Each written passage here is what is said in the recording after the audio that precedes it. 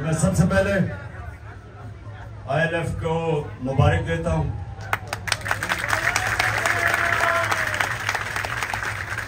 जिस तरह आपने सुप्रीम कोर्ट और उसके अलावा भी जो प्रोटेस्ट हुई रूल ऑफ लॉ के लिए, जिस तरह आपने उसके लिए शिरकत की, तो मैं आपको मुबारक देता हूं, क्योंकि आप एक मूवमेंट का हिस्सा हो।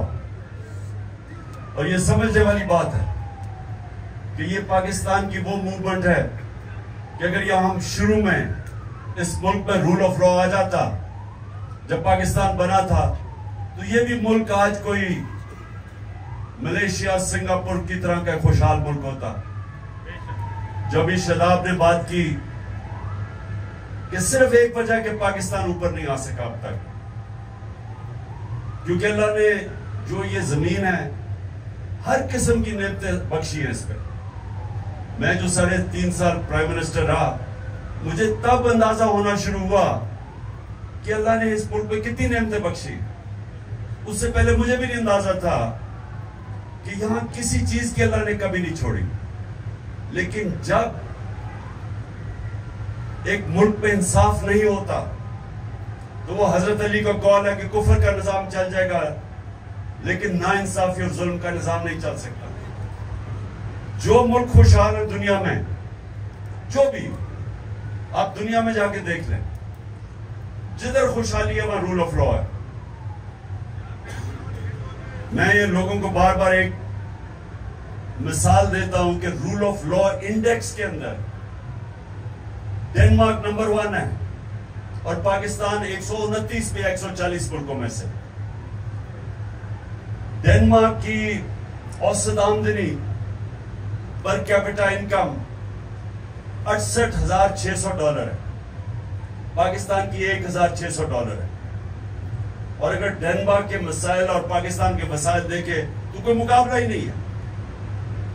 यहां हर कुछ है, 12 तो मौसम है पाकिस्तान में, और उसके अलावा जो जरखेज तरीन जमीन है। यानी हमने क्यों नहीं आज पाकिस्तान की 1 करोड़ लोग बाहर नौकरियां कर रहे हैं? क्यों कर रहे हैं? क्या वजह कि पाकिस्तान में हमारा बेस्ट टैलेंट नहीं है? क्योंकि मेरिट सिस्टम ही नहीं है। रूल ऑफ लॉ का एक जो शाख होती है वो मेरिट होती है। तो जब मेरिट ही ना हो माशरे में, तो उस माशरे के अंदर तो कोई प्रोग्रेस का चांस ही नहीं है। न्यूजीलैंड 50 लाख आबादी है, तकरीबन 50 लाख आबादी है। पाकिस्तान की 23 करोड़ आबादी है। न्यूजीलैंड की जो क्रिकेट टीम है अभी आ रही है पाकिस्तान, 50 लाख की टीम पाकिस्तान का मुकाबला कर सकती है, हिंदुस्तान का मुकाबला कर लेती है। क्यों? क्योंकि उनका बेहतरीन मेरिट सिस्टम है जो टैलेंट ऊपर ले आता है। मुल्क वो आगे जाता है जिसका टैलेंट ऊपर आता है। तो जब एक मुल्क के अंदर एक सिस्टम टैलेंट को ऊपर ही नहीं आने देता, तो बेस्ट टैलेंट मुल्क से बाहर है। आज आप हैरान होंगे कि किस तरह के क्वालिटी के पाकिस्तानी आज पाकिस्तान से बाहर बैठे हुए हर फील्ड में। सिर्फ जो 10, आप ये सोचें कि 10 जो टॉप अमेरिका में पाकिस्तानी अमेरिकन बिजनेसमैन है, जो 10, हम IMF से $6 अरब के पीछे घुटनों के ऊपर उनके सामने भीख मांग रहे हैं। $6 अरब के पीछे 10 पाकिस्तानियों का $25 अरब वेल्थ है, वर्थ है $25 अरब। जो 16,000 पाकिस्तानी डॉक्टर अमेरिका में, उनकी वर्थ, नेट वर्थ $200 अरब है।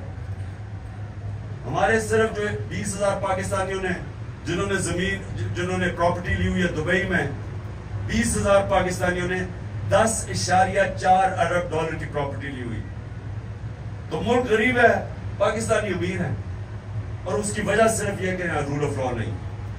ताकतवर तबका कानून से ऊपर है, बाकी लोगों को इंसाफ नहीं मिलता। जो ताकतवर है वो कत्ल करके भी बच जाता है। जिन्होंने मेरे पे गोलियां चलाई, मैं FIR नहीं उनकी कटवा सका, एक्स प्राइम मिनिस्टर। और फिर जो JIT बनी, हम पंजाब की गवर्नमेंट में हैं, हमारी गवर्नमेंट थी तब पंजाब में, हमारी पुलिस थी। JIT हम पंजाब के अंदर अपनी गवर्नमेंट में होते हुए हम सही माने में हमें उन्होंने तफ्तीश करने नहीं दी। उन्होंने सैबोटाज कर दिया, जो रिकॉर्ड था JIT का वो सैबोटाज किया। तो अगर मेरे से ये हो सकता है, सोचे आम आदमियों से क्या होता होगा। जो आम हमारा आदमी है वो जकड़ा हुआ है थाना कचहरी पटवारी की पॉलिटिक्स पे, देहात में। वही जाता है इंग्लैंड अमेरिका जाता है, यूरोप जाता है। वो क्यों ऊपर चला जाता है? क्योंकि वहां कोई कब्जा ग्रुप नहीं है, रूल ऑफ लॉ है। वहां कोई ताकतवर कमजोर की जमीन पे कब्जा नहीं करता, क्योंकि कब्जा ग्रुप तो कमजोर की जमीन पे करता है। लेकिन वहां कमजोर को तहफ्फुज है, कानून है वहां। जब हजरत अबू बकर, हजरत उमर और जब हजरत अली खलीफा बने, सब ने पहली स्टेटमेंट दी कि हम ताकतवर और कमजोर को कानून में एक बराबर रखेंगे, ताकतवर को कानून के नीचे लेके आएंगे, इंसाफ कायम करेंगे। पहली मिशन स्टेटमेंट्स थी उनकी। और इसलिए मुसलमान आजाद हो गए, और वो आजाद लोगों ने एक अजीम दुनिया की सुपर पावर बन गए। तो हमारे सामने तो रुकावट ही है कि एस्टैब्लिशमेंट है वो कानून के ऊपर है। ये तो जो पार्टीज है ये चोरी करके एनआरओ ले लेती है। कभी सुना आज तक किसी यूरोप अमेरिकन किसी सिस्टम में किसी को एनआरओ मिला? आप पब्लिक का पैसा चोरी करें, कोई दुनिया का मुहज्जब माशरा आपको माफ नहीं करेगा। प्राइवेट चोरी माफ कर देगा, पब्लिक का पैसा कभी माफ नहीं करेगा।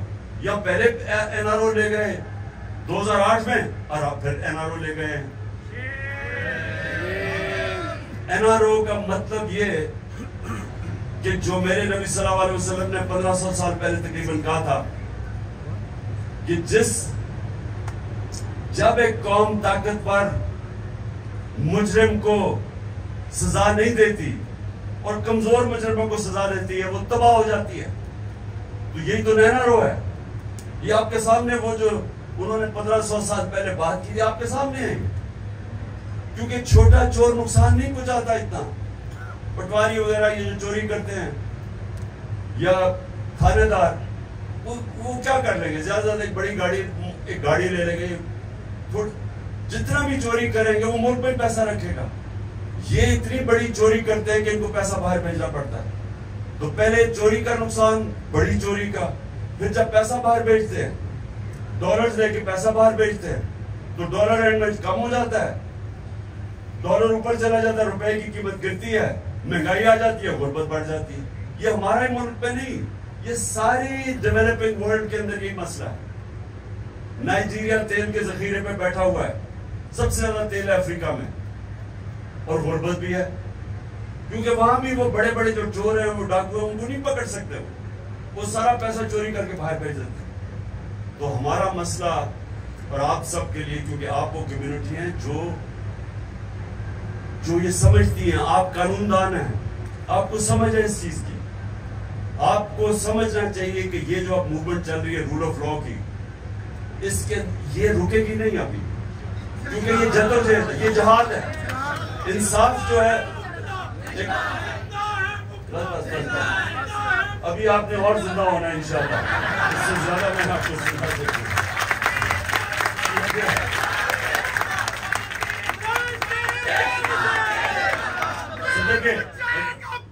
बस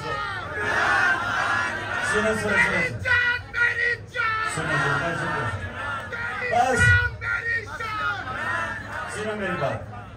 अभी सारी एनर्जी यही ना खत्म कर दे, रोजे में वैसे कम होगी, चोर बजा के कर देंगे। अभी मेरी बात सुन ले, आगे अभी आपके इम्तिहान है, क्योंकि इस वक्त एक बड़ा तगड़ा माफिया इस मुल्क में कानून की हुक्मरानी नहीं आने दे रहा। इन्होंने पूरी कोशिश करनी है, ये जो भी 90 दिन के अंदर जो सुप्रीम कोर्ट, और हम दाद देते हैं आज सुप्रीम कोर्ट को और चीफ जस्टिस को,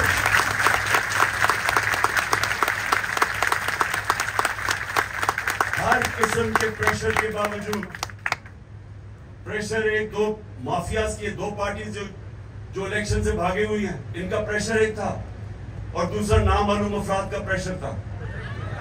तो इन दोनों ने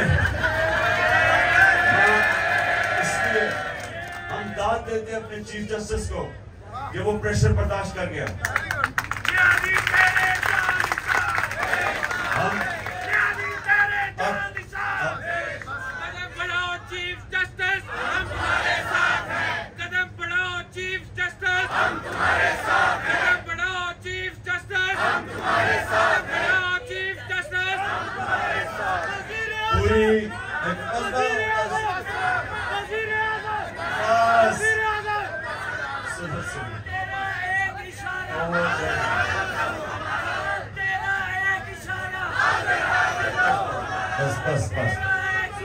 सुने, मैं जरा आखिरी 2 बातें आपके सामने कर दूं। सुनने मेरी बात। इस वक्त इन्होंने पूरी कोशिश करनी है अभी भी इलेक्शन ना करने की, ये पूरी कोशिश करेंगे। तो इसलिए आप सबको तैयारी करनी चाहिए।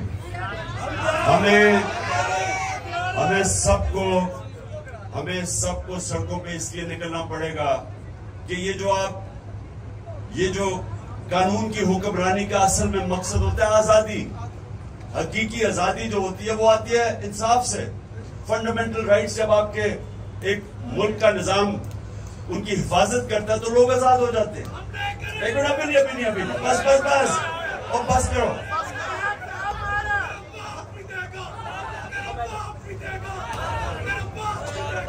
देखो, नारों से आजादी नहीं मिलती।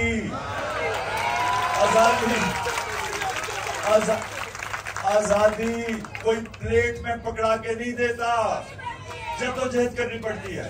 और उसके लिए, हकीकी आजादी के लिए इंशाअल्लाह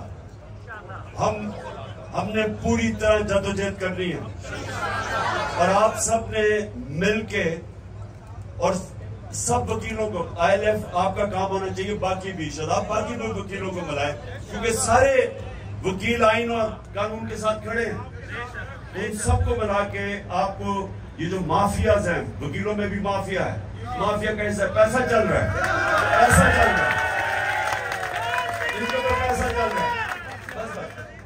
चल रहा है। तो आपको तैयार होना पड़ेगा, नजर रखनी पड़ेगी।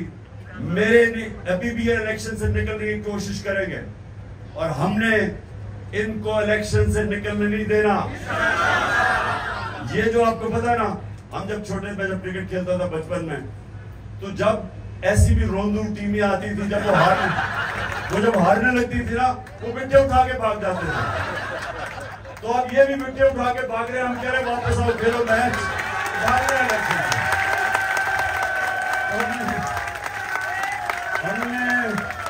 हमने इन रोंदुओं को भागने नहीं देना, इलेक्शन करवाना है। तो मैं फिर से आपको मैं खराज तहसीन पेश करता हूं, जिस तरह सुप्रीम कोर्ट के बाहर निकले और चीफ जस्टिस के साथ खड़े हुए, सबको मैं आज खराज तहसीन पेश करता हूं। और प्लीज आप सब तैयार रहें। मैं आपको शादाब हसन के थ्रू आपको बताता रहूंगा, क्योंकि इन्होंने अभी ये डर्टी हैरी वगैरह ने प्लान किया हुआ कि हमारे अभी आज अली ज़ैदी को पकड़ लिया, उससे पहले अली वकास समझद हमारे सोशल मीडिया के लड़कों को पकड़ लिया, अली अमीन को गंडापुर को पकड़ लिया। तो हमने सबने तैयार रहना। उससे पहले मेरा जो सिक्योरिटी इंचार्ज था इफ्तिखार गुमन, उसको पकड़ लिया। उससे पहले मेरा वो उसको उठा के ले गए, जो मेरा बनी गाला में वो घर देखता था, उसको उठा के ले गए। खसामे को उठा के ले गए। अजहर मशवानी को 7 दिन के लिए गायब कर दिया। तो ये जो इस मुल्क के अंदर जंगल का कानून है, इसके खिलाफ हमने सबने जहाद कर ली। हमें जंगल का कानून है, जब चाहे जैसे पकड़ ले और जो मर्जी किसी से कर ले, उनको डर ना हो, कानून का कोई इनको फिक्र ना हो, क्योंकि कानून से ऊपर बैठे हुए हैं। तो ये है हमारी जाग, और इंशाल्लाह आप सबने मेरे साथ मिलकर इंशाल्लाह हम कामयाब होंगे।